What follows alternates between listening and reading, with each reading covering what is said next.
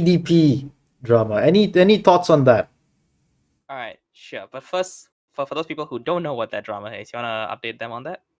It's- Long story short, EDP was he caught or was he Okay, so EDP basically, from what I know, because like I was one of those people who saw Critical Charlie's live stream about like the whole thing. mhm. Basically what happened during that time was EDP, or Eat That Pussy 445. He was I kid you not, that's his actual name. Yeah. I watched Critical's videos like quite later on, but yeah, continue. Yeah. So basically what happened was he was this old school like 2010 2011 kind of YouTuber where he just ran in front of a camera a lot. And what happened was recently he got caught by in this like very Chris Hansen style by Predator Poachers, a YouTube channel who specialize in capturing like child predators like I Pokemon. see. Oh god, alright. So what they did was they had a 13-year-old decoy, like a 20-year-old who looks 13, and then they made Hmm. her like talk to this guy, and after a while the conversation became like very like fan like fan creator kind of thing, and it slowly started becoming more and more sexual. Yeah, like pictures of his dick came out, and like very obvious sexting, so on and so forth. It was weird. It's like the first time you ever see things like this, and this is not like the texting minors kind of thing that you see almost 90% of YouTube accused for right now. Right. This is like full on pedophilia. Right. It's just very hard to think about. Exactly. Right. Very Just hard to like phrase our words in. yeah, it's very hard to phrase our words in. It's one of those things where like you wish he didn't do it, but he did it, right? And in the same time, it's like why do I that? It's think like, for me, like right now, a lot of games are really pushing for visuals instead of like decent gameplay. yeah, I will. Shit, actually, Right? now you mentioned it, I Like I think the only 2020 game that really pushed its gameplay systems more than its visuals was, I think, Doom Eternal. Yeah, Doom Eternal was one of the few games where the graphics were good and the Yeah. gameplay was good, right? Yeah. So you had like this mix of. So speaking of that, what do you think about you know spicy punk, cyberpunk Oh my. 2077? Okay, Cyberpunk 27. Uh, Because I sorry to okay. cut How do you want me to talk about this as a game or everything leading up to the game? you can see, I guess everything leading up because this game was like so anticipated and like everybody jumped 8-year development cycle. yeah an 8 year development cycle, right? And everybody jumped shipped on this game because everyone's like it's gonna be the game of the year type of shtick, right? And then Uh-huh. It's things brokenish. is broken to shit. So what do you think about since you mentioned about games are now trying to look nice instead of being good. Okay. I'll be honest. The art direction for Cyberpunk it looks amazing. I'll be honest. Mm-hmm. The characters are fine, but I don't know. I just don't like the style of like writing where everyone is an ass. Oh yeah, you're right. Like everyone just keeps cursing. Like people just think that more curses equals more edgy. No, Mm-hmm. not necessarily. Like you can still be edgy without having to like put f bombs every 2 sentences. Right. Then Sam, Falcon also got a really good arc as well. Mark as He well. Yeah. right the idea of becoming the new Captain America haunts him. Right. Yeah, exactly. Especially because of his race. That is Yeah, something that I really love about this show specifically because it delves into very real world issues. Something that we don't see Disney delving into a lot. yeah. Disney kind of just like pushes it aside sometimes. Yeah. Case in point, they filmed Mulan in the same place where, lots of Uyghur Muslims were being held captive. Yeah.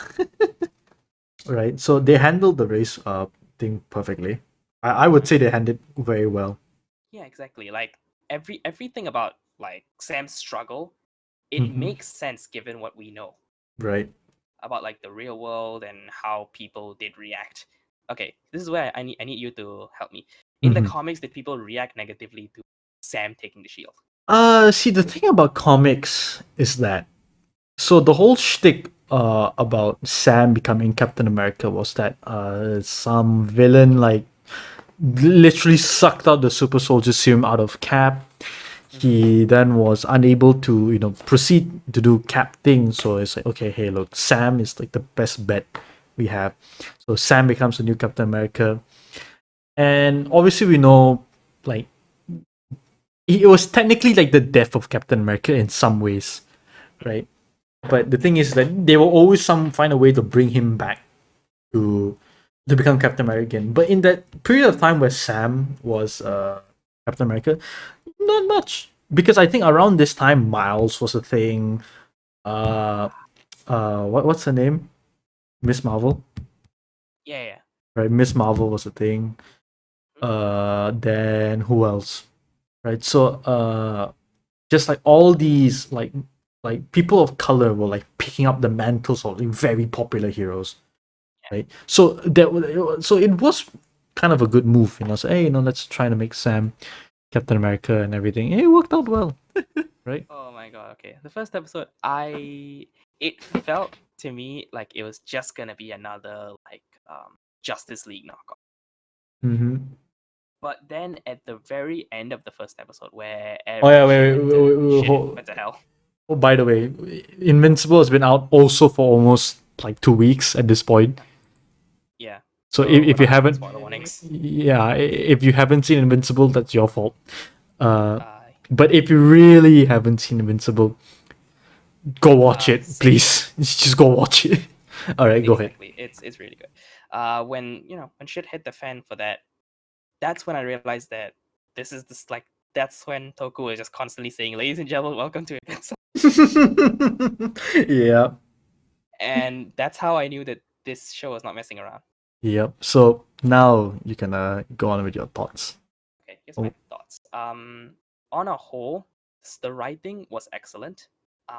The direction was also the direction per episode was also very good. Mm-hmm. My one criticism is the animation. The animation feels very janky. Yeah. But otherwise, the visuals, there are some actual CGI/3D shots in it. Oh yeah. But And they're very small, so you can't really see that much. there are some scenes where the action was cranked up as though like someone turned on 60 FPS on Yeah, the right. video mode. Right.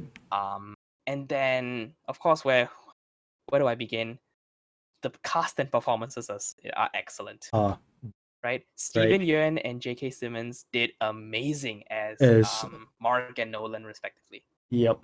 And considering the story kind of really like circulated around them, Right. It made it even better.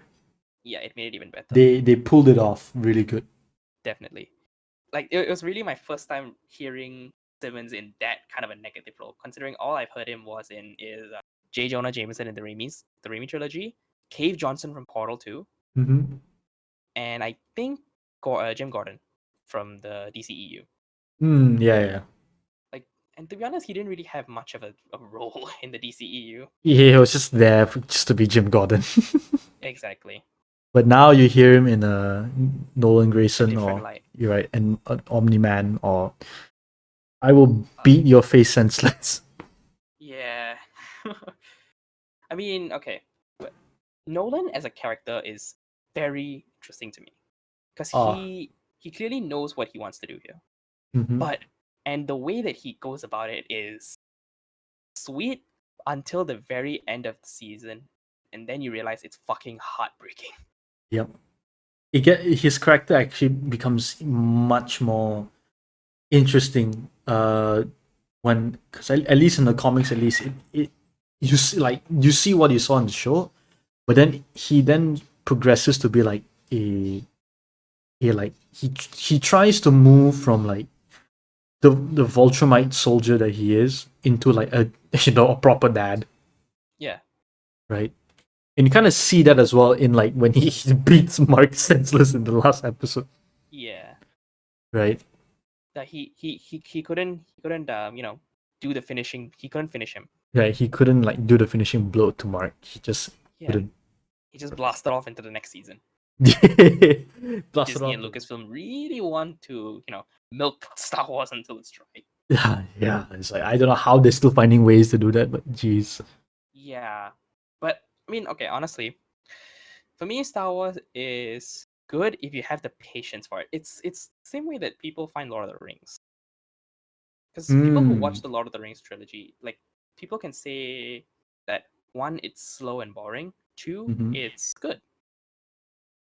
I see. I'm right in the middle. Like there are some sections of like the series which I find boring, which is why to me the best pacing for the movies, like for the best pacing is Mandalorian.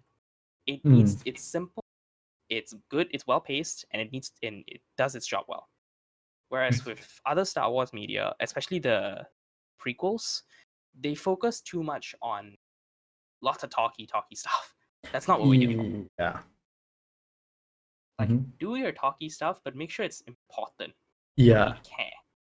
Right. Important things that we need to know, not things we don't need to Yeah, know. just not a bunch of nothing.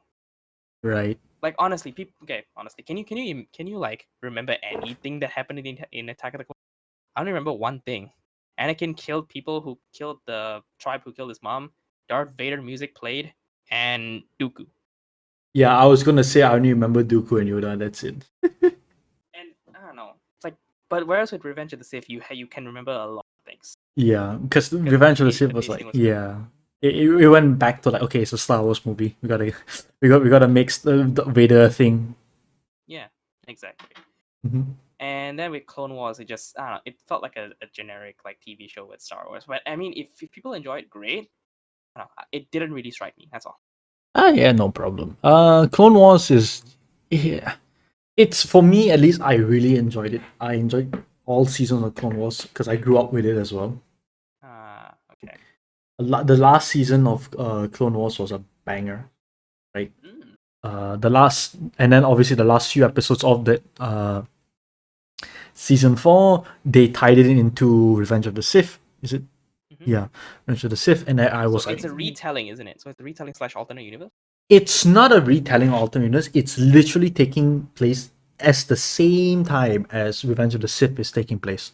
But Anakin or Obi-Wan never mentioned Ahsoka or the rest Because in the like movies. it's kind of odd, right? Because like the Clone Wars kind of like it tries to like, you know, say, oh, this happened in the movies, this happened, like they're trying to like mix and match things, right? Mm-hmm. But like Ahsoka is like only got like, realized in Mandalorian, Yeah. right? And that was like, the stamper point of it. Yeah, Ahsoka exists, right? But you could say that like during the he didn't really mention Ahsoka in the movies. It's probably because like, Clone Wars wasn't a thing then, Yeah. right? So they couldn't be like, oh, let's gonna make a TV series and Ahsoka's gonna be like a big thing, right? Mm-hmm. So like you can say, it was like that.